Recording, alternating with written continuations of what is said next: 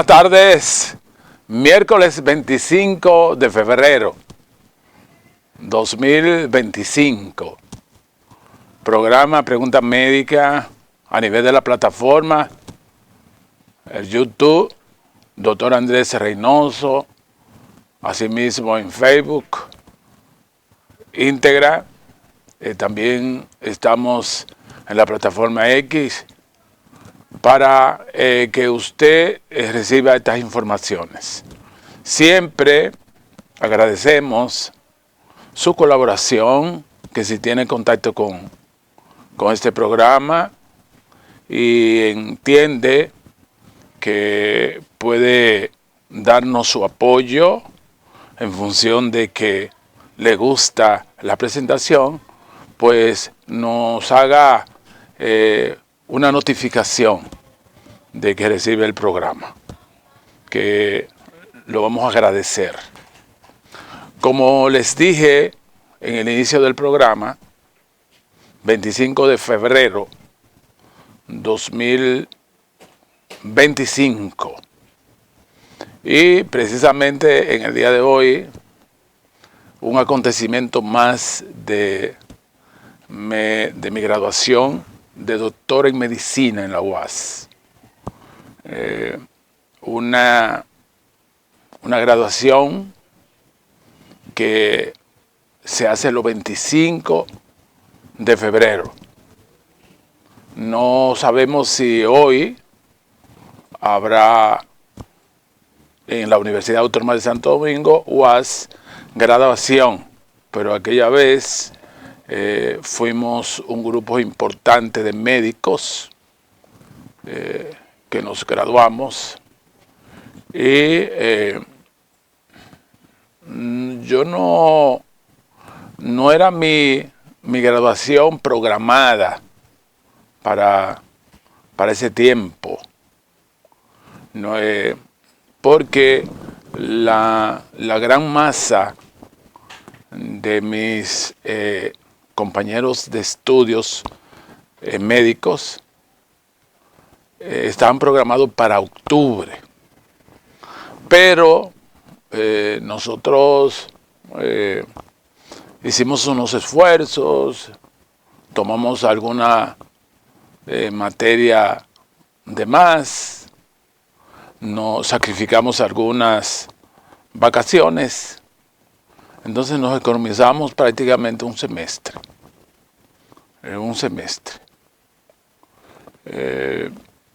Entonces, realmente esta promoción, algunos pues de mis compañeros sabían que yo estaba y también me siguieron, otros, pero la gran mayoría de la promoción nuestra se graduó el 28 de octubre del 1983.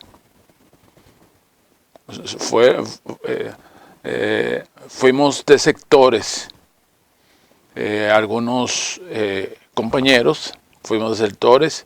Eran aquellos tiempos en que tú tomabas materia en vacaciones,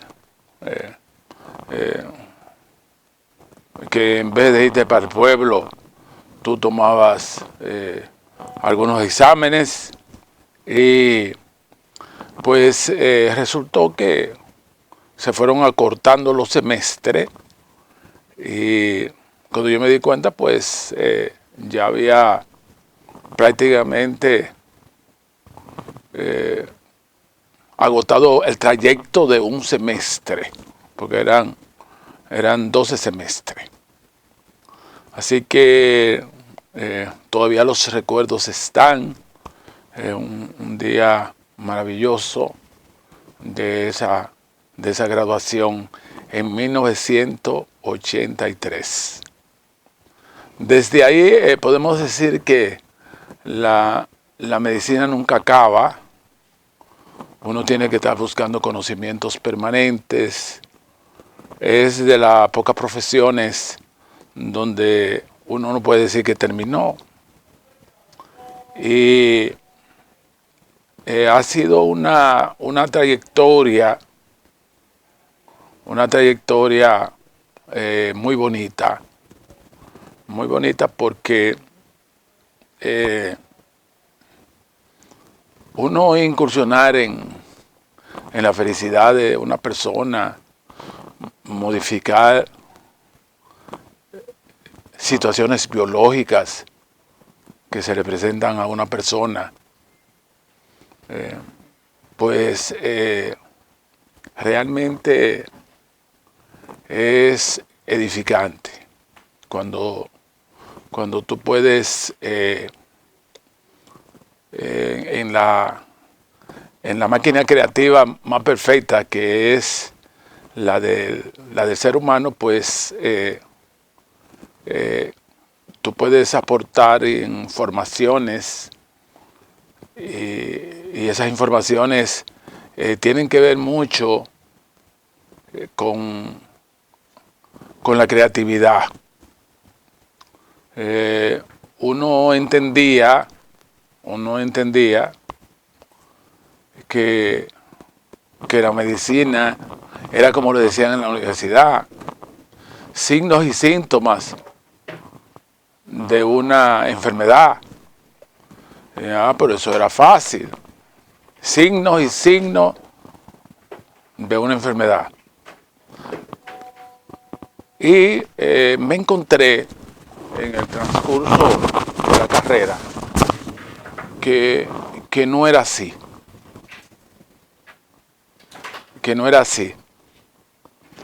Que en la medicina se presentaban situaciones muy al margen de la aglutinación de signos y signos para identificar una enfermedad. A veces, de los signos y síntomas que te decían de una enfermedad, a veces había un solo signo. Entonces, pues,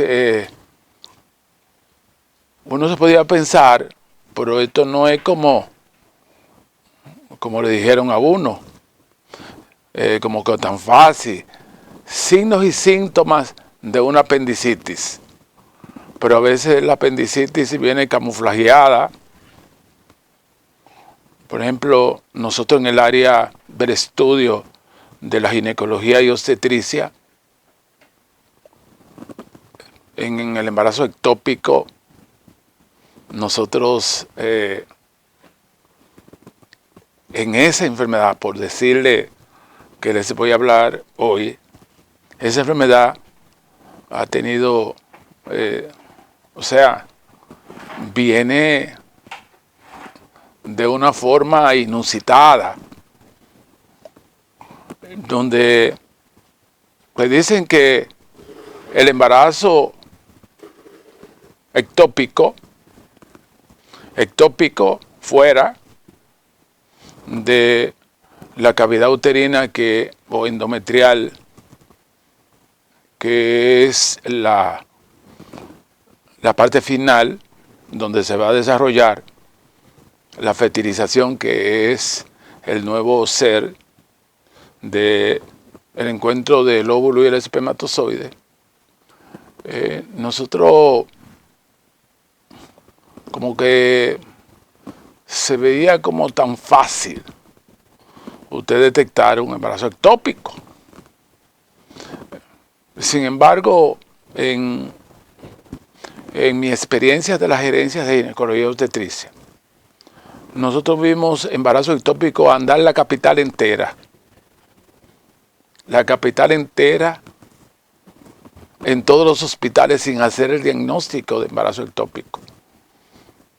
Yo vi esa situación. Y ya cuando todo el mundo ha descartado que eso pueda ser un embarazo ectópico, entonces viene un hospital y hace el diagnóstico, pero ya es tarde, porque que la paciente tiene 15 días deambulando con embarazo ectópico. Yo es por decirle esa enfermedad, son muchas las que yo he tenido esa experiencia. Y les estoy hablando porque precisamente un día como hoy me gradué en la UAS de médico general y nunca creía que la medicina iba a ser tan diferente a lo pragmático, que se necesitaba de muchas herramientas. Una de esas herramientas que le digo a cualquier médico es que en el servicio, en su soledad, antes de empezar cualquier tarea que vaya a enfrentar un médico, haga una pequeña oración para que el Todopoderoso, el Omnipresente, Todopoderoso, le ilumine que puede ser, que puede ser, que puede ser.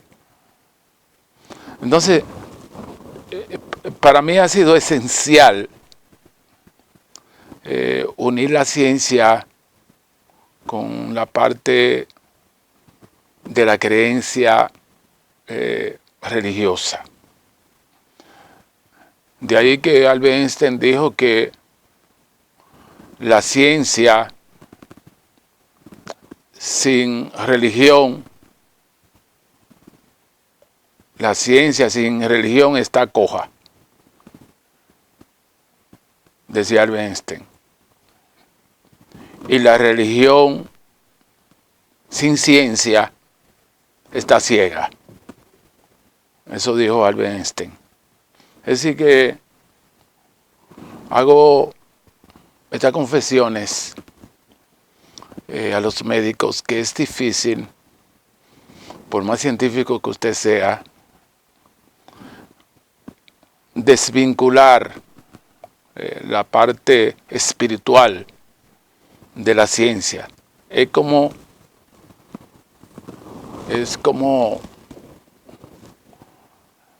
juntas que tienen que estar. No es posible. Entonces yo creo que esa es la parte esencial, cardinal, que uno puede enarbolar, tomando la reminiscencia y los recuerdos de aquel día de graduación, y poder transmitir estas vivencias a muchos médicos que quizá no lo necesitan, otros que están en ciernes estudiando medicina, unos que uno no conoce. Esta mañana caminando, alguien me dijo, adiós profesor. Yo le dije adiós, pero no sabía quién era. Y uno poder al final del camino decir, si volvieran a nacer, voy a elegir esta profesión, la voy a elegir, la voy a elegir. Y no es tan fácil, pero es fácil cuando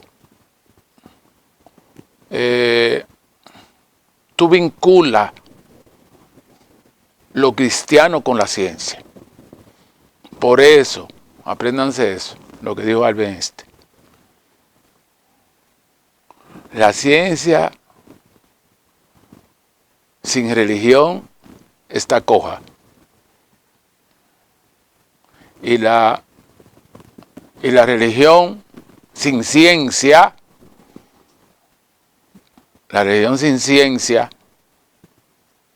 está ciega.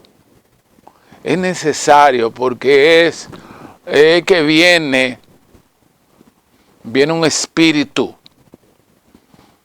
Viene un espíritu y te dice, este paciente puede tener algo. Y este paciente tiene esto. Entonces, eso solamente es los médicos que disfrutamos de estas virtudes es porque creemos. Solamente un solo anuncio, ponme a Puerto Plata y regreso inmediatamente, suéltame, uno solo. Continuamos hoy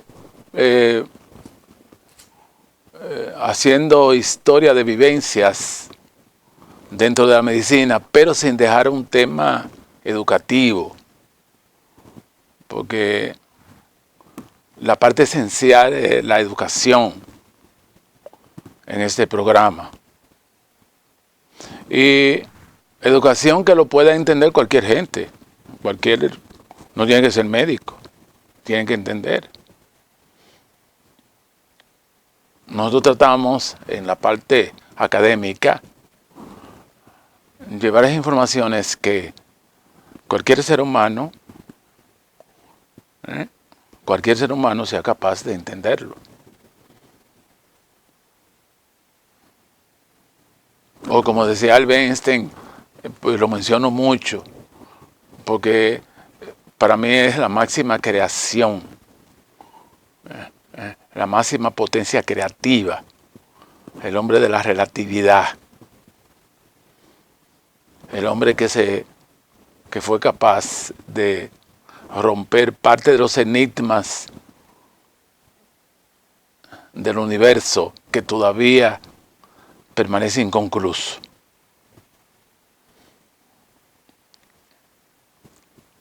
Con su ley general de la relatividad. Entonces, esta parte médica que hoy quise hacer una confrontación, más o menos una comparación quimérica, una metáfora. Como las metáforas son una quimera, la metáfora. La metáfora es una comparación, pero una comparación sutil. Blanco como la nieve. Entonces es una metáfora. Entonces quise, como si fueran metáforas, hablarle de la relación del ejercicio pragmático, lo que representa la parte humana, porque si tú no pones dentro del ejercicio la parte humana, entonces aquella inspiración que parece que Dios actúa y te dice, mira, esta es la situación, entonces no entra, porque tú tienes primero que amar al prójimo, es lo primero. Saber que el que está acostado con un dolor eres tú mismo, o es la familia tuya. Preocuparte por esa persona que está ahí. Entonces, como a Dios le gusta que amen el prójimo, hay gente que dice que los 10 mandamientos se circunscriben al segundo mandamiento, amar a tu prójimo como a ti mismo, que ese lo resume todos los mandamientos. Entonces, hoy estoy tomando el embarazo ectópico como dentro de la obstetricia, esta enfermedad es capaz de hacer un camuflaje que se le escapa el diagnóstico a muchos médicos. Y decía en el bloque anterior cómo una paciente anduvo la capital entera con un embarazo ectópico y y no daban con eso, con el embarazo ectópico. Porque decía el doctor Badía Dotel, mi profesor, que se emocionó mucho, profesor de la maternidad, la Altagracia, se emocionó mucho, me encontró, dice, ay, yo veo tu programa. Doctor Badía, ¿cuántos años te tiene? Y me dice, tanto, no puedo decir aquí. Porque el doctor Badía miró para todas partes para decir, un profesor maravilloso de la maternidad, Badía Dotel. Me encontré con él, salía del Real, y él sabe de lo que yo estoy hablando, cómo porque con el advenimiento de la ecología, del estudio ecológico, de la sonografía,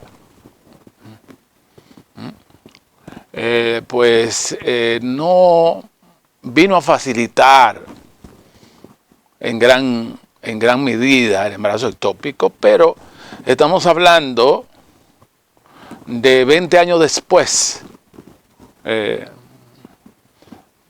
quizá 12 años después, donde la televisión, que así era que le decía, empezó a dar grandes aportes al diagnóstico de embarazo ectópico. Esa televisión veía rápidamente que había una tumoración en la trompa derecha o izquierda, que debo decir que es fuera de su centro, pero las partes más comunes son en la trompa, en las trompas, ambos lados del útero, trompa derecha, trompa izquierda. Entonces, después de la sonografía, como que la situación se hizo más fácil, porque el médico, a través de la ecografía, de un estudio ecográfico, que lo mismo, en sonografía veía sangre, si había un estallido del embarazo ectópico, veía una tumoración en una de las trompas. Ya los estudios clínicos y las elucubraciones, y como decía la doctora Caridad, mi querida profesora de enseñanza en la maternidad de la mujer, no había que hacer tanta ciencia, pero aún así, con el advenimiento de la ecografía, el embarazo ectópico muchas veces engaña a un gran número de médicos, lo engañan. A un gran número de médicos engañan el embarazo ectópico. Porque en esta entidad al paciente sustituye su periodo menstrual por una irregularidad. Entiéndase que la irregularidad es que le falta la menstruación o que empieza con manchado. ¿Y por qué? Porque la menstruación no me ha llegado normal. No se pasa 5 y 6 días, 8 días manchando. O un sangrado irregular que vino el primer día y se le quitó. Se le quitó. Así como por esconderse el embarazo ectópico.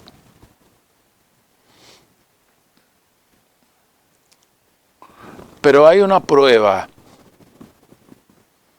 que es determinante que se llama subunidad beta de la gonadotropina coriónica. Yo les aconsejo a muchos médicos que le den seguimiento a la subunidad beta de la gonadotropina coriónica. Me gusta más que la sonografía, porque a veces son tan pequeños los embarazos ectópicos que no se ven. Y yo vi que sonografía, no, eso no tiene nada. Y la paciente, ¿y por qué está sangrando? Pero la subunidad beta de gonadotropina coriónica, esa hormona solamente está presente cuando hay embarazo. Y si no hay embarazo dentro del útero, entonces necesariamente, si la gonadotropina coriónica está presente, tiene que haber un embarazo ectópico. Por ahí, búsquenlo por ahí. No, pero que en el útero no hay nada, ni en las trompas, entonces está abdominal o está en un ovario, porque me está dando que la subunidad beta, que lo hacen en los laboratorios clásicos de aquí, hacen esa prueba, me está diciendo que esta prueba de embarazo está presente. No encuentro en el estudio sonográfico, ecográfico, no encuentro en el estudio ecográfico, no encuentro el embarazo ectópico, pero me está dando la gonadotropina, la subunidad beta me está dando que me está evidenciando embarazo. Me está evidenciando embarazo. Entonces, en la medida que pasen los días, va a ser sumamente importante, porque a veces hay pacientes que han durado hasta 15 días para hacer un diagnóstico de embarazo ectópico, hasta que alguien dice, tú un embarazo ectópico, no me va a engañar. Entonces, en los últimos 15 días, 12 semanas, 10 días, eso es determinante, porque la subunidad beta gonadotropina coriónica,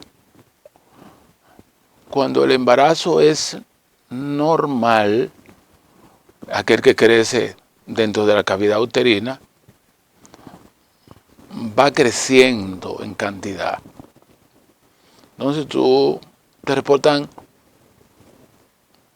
5 unidades de gonadotropina coriónica, 10, 15, 20. Pero en el embarazo ectópico, en 10 días, te sigue dando esa prueba que está positiva, pero sin crecimiento. Entonces ahí prácticamente te está diciendo que este paciente tiene un embarazo fuera de la cavidad uterina, que está por ahí. Entonces, vamos a hacer otra vez la ecografía, vamos a hacer las evaluaciones por ahí, porque definitivamente que es un embarazo ectópico. Entonces, ese embarazo ectópico que tú no has descubierto tiene el peligro que puede estallar, porque cuando él estalla produce una hemorragia, y la hemorragia produce irritación de la cavidad abdominal, pélvica abdominal. Entonces produce un abdomen quirúrgico. Entonces ahí se hace fácil, pero que se esconde no ha estallado.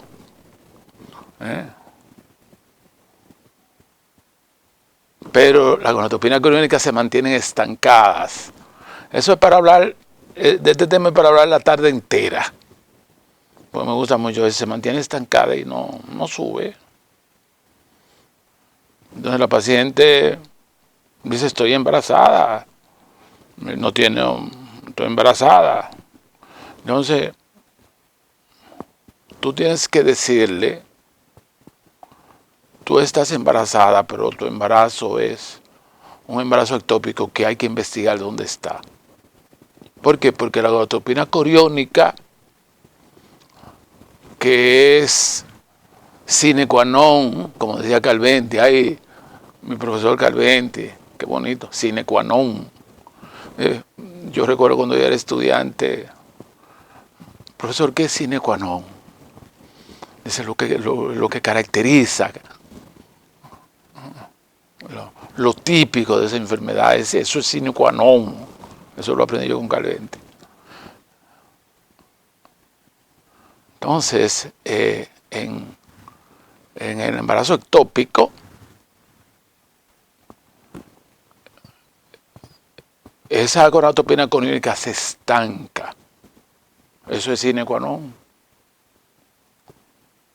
Entonces, tú no puedes brindarle ilusiones a esa paciente, porque es sine qua non también que si es un embarazo normal, esa gonadotropina coriónica va a estar creciendo. Y eso es lo que te garantiza que está bien, pero si se ha estancado, que vamos a hacer otra gonadotropina coriónica y está en 10 unidades. 200 unidades igual, 300 nada más, no creció nada. Entonces es el embarazo ectópico y ahí es que usted tiene que vigilarla. Porque potencialmente ese embarazo ectópico se puede convertir en una emergencia. Entonces usted salir rápido para la cirugía. Prepárame la sala, porque el paciente hace una hemorragia interna. Ahí, por ejemplo, embarazo ectópico, yo me enfrenté una vez a un embarazo ectópico ísmico, que le dicen intersticial, que es cerca de la uterina, que desbarató la uterina.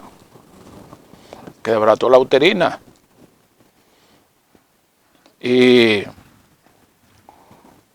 llenó el abdomen de sangre del paciente, con infiltración, hubo que sacar el útero. Son los más peligrosos, porque están en el nacimiento de las trompas de falopio, adherido, juntito con la uterina, que es la principal arteria que irriga el útero. Entonces rompe la uterina. Ya usted se imagina. Hay que cruzar el paciente, hay que buscar sangre para el paciente. Entonces, pudiera ser que cuando esa gonadotropina coriónica no esté subiendo, esté ahí a nivel intersticial y signifiquen una bomba de tiempo. Oh, pero se me está pasando, pero qué tema más interesante. Suéltame, regreso, suéltame, uno solo nada más. Entonces,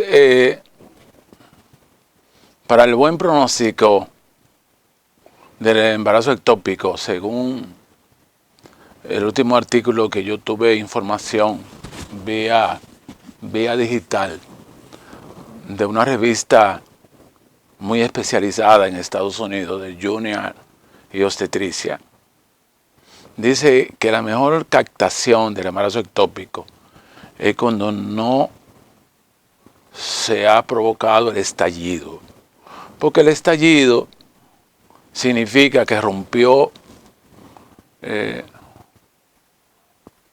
internamente, entonces hay que hacer una laparotomía para yugular el vaso. para que la paciente no muera de una hemorragia.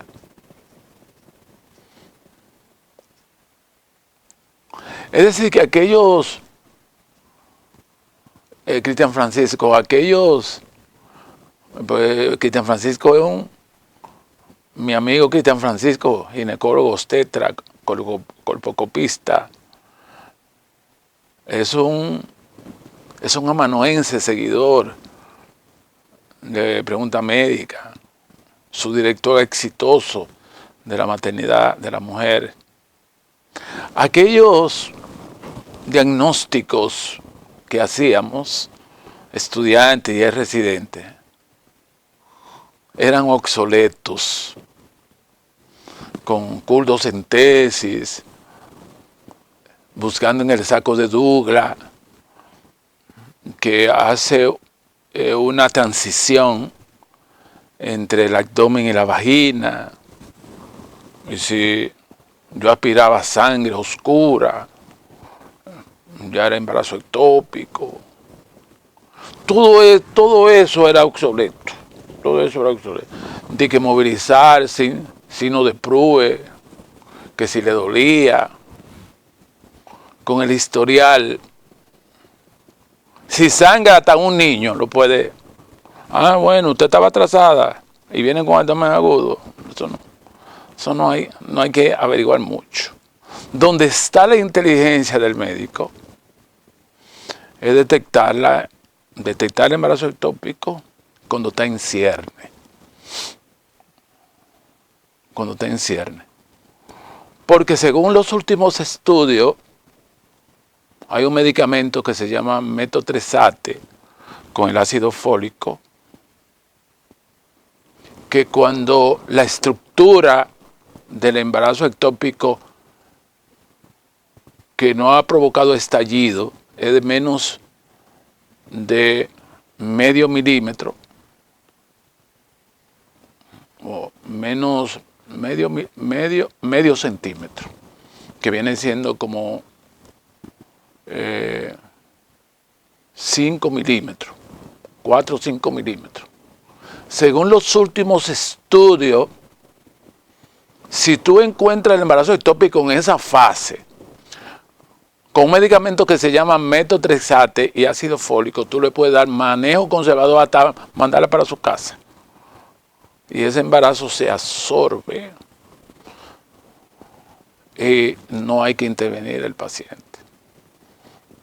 El paciente te manda saludos de su casa.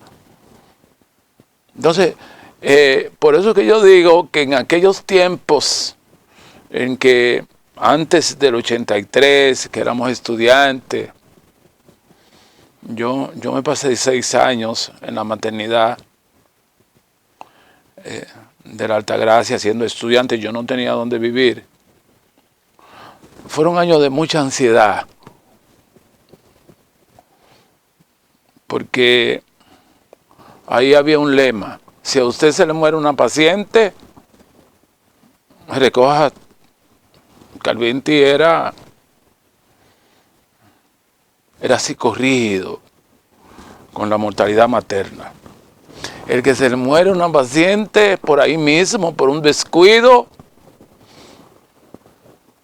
por ahí mismo, entonces no podían hacer labores médicas, porque no habían anestesiólogos. Aquí siempre se han robado todos los cuartos, aquí no hay dinero para la salud. Yo recuerdo que con un tubo endotraqueal yo intubaba como 20 pacientes hasta que el tubo no servía. Y con unas máquinas obsoletas donde tú le dabas a la bomba de anestesia, tú le dabas y uno salía anestesiado también porque la bomba salía mucho, tenía muchísimo escape, o sea, una situación difícil. Entonces mantenerse, vi muchas personas salir, porque se murieron pacientes, que no había que averiguar, que recogiera. Otra porque vino borracho a las 3 de la mañana y rompió la puerta. ¿Usted se imagina? Un estudiante que viene, de que a las 2 de la mañana hace escándalo, y rompió la puerta de cristal y se lo dijeron a Calventi. Mira, recoja por ahí mismo.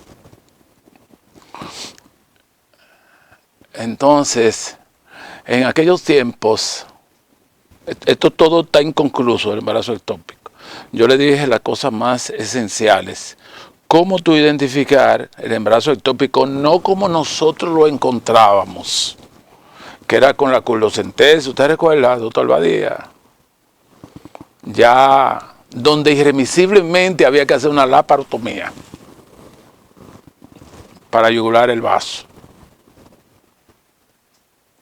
En aquellos tiempos, el paciente andaba por donde quiera porque los métodos diagnósticos eran recalcitrantes y la literatura médica era escasa.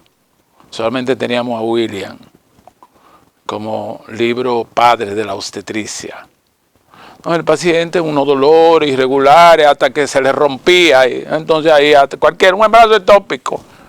Entonces recurrían a la culoscentesis, que es una punción debajo del cervix buscando el saco de Douglas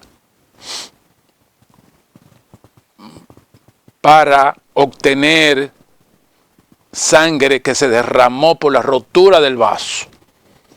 Ahí. Mira, embarazo ectópico. Embarazo ectópico.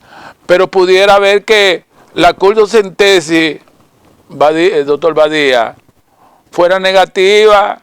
Dice, no, esa paciente no tiene embarazo ectópico, teniendo un embarazo ectópico que no cogió, no tomó, no tomó. El doctor Achagui no lo tomó, pero era un embarazo ectópico. Entonces eran tiempos difíciles, muy difíciles. Yo hice una analogía antes del 1983, porque yo salgo de la maternidad a hacer la pasantía en 1983 y ya no vuelvo más a esa maternidad, que me enseñó buenas prácticas. De ahí yo pude ir al Hospital de la Mujer, de ahí pude yo ser gerente y decir en el Hospital de los Minas, yo no soy de aquí, aquí hay que hacerse buenas prácticas, lo que yo aprendí. Aquí hay que hacerse norma de manejo. Entonces, el doctor Cabrera, con Pueblano, y otros médicos que iban de la maternidad de la Altagracia, iban a los Minas, pero esto sí ha cambiado. Porque yo tenía que hacer las cosas bien ahí. Yo sabía más que la ministra de Salud Pública, esa no sabe medicina. Yo no voy a decir el nombre, esa no sabía medicina. Y además ingrata, porque nosotros le manteníamos ese hospital con un equipo que yo motivé, un grupo de amigos, con una mortalidad muy disminuida, muy disminuida. Unos tiempos maravillosos. Yo creo que eso no se va a dar en la maternidad de los Minas, no se va a dar eso, nunca, muy disminuida. Nosotros no dábamos tormento en salud pública. Pero teníamos diferencias políticas con la ministra de ese entonces, que no sabe medicina, o sea, no sabe medicina. Y el que no sabe medicina se va a lo personal. Bueno.